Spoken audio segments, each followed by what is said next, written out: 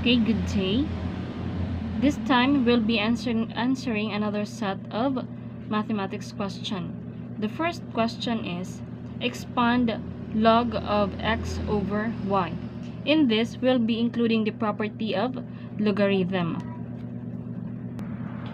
According to the second property of logarithm, or logarithmic, or the quotient rule, the logarithm of a quotient of two positive numbers, x and y, results the difference of the log of x and log of y, or log of x over y, and it will be resulting to its difference. So it will become log of x minus log of y. So therefore, our answer is letter B, which satisfy our property of logarithm. Next question is, using Descartes' rule of sign, what is the number of positive roots for the polynomial p of x equals 6x raised to 4 plus 23x raised to 3 minus 20x raised to 2 minus 8x minus 4. According to the Descartes' rule of sign, it tells us that the number of positive real zeros in a polynomial function f of x is the same or less than by an even numbers as the number of changes in the sign of the coefficient or the number of sign changes in the function.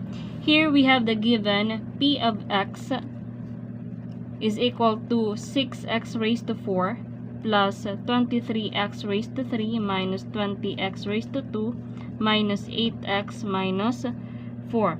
Now, in this, we will identify the number of sign changes in our function. We all know that in this, the sign is positive. So therefore, we have here positive and positive. There's no changes in this sign, so therefore it counts as 0. We have here positive, negative. There's a change in the sign, so therefore let us count this as 1. In here we have negative and negative, same sign, so it counts as 0. Here negative and negative, so it is counted as 0. So therefore the number of changes or the positive roots for the polynomial is only 1. So therefore our answer is letter B. Next question. Which statement must be true based on the pair of congruent triangles? We have here congruent triangle WZY and WXY. So let us see our options if it will satisfy on our congruent triangles. We have here angle ZWY is congruent to WYX. Is it congruent? No, it's not congruent. So therefore, option B is not correct, or it is not true. Let us proceed with option B. We have here angle X, Y, and Z is congruent to X, W, Z. As you can see, they are not congruent, so therefore option B is not true. Let us proceed with the option C. We have here W, segment W or line WZ is congruent to line WX. As you can see, their angles are both congruent, so therefore we can conclude that WZ or line WZ and WX are also congruent. So therefore option C rather is correct or true. So therefore our answer is letter C. Next, we have simplify tangent squared t plus 1 over 1 cotangent squared t.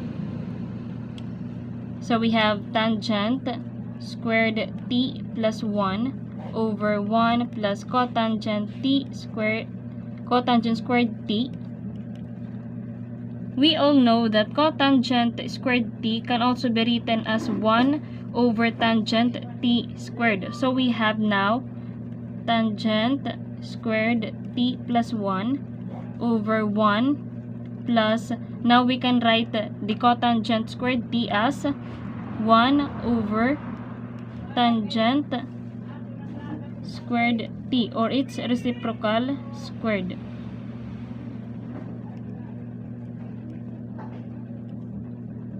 Now, we can simplify now the expression. So we have tangent squared t plus 1 and 1 plus distribute the power or the exponent 2. We have 1 over tangent squared t. Then simplify.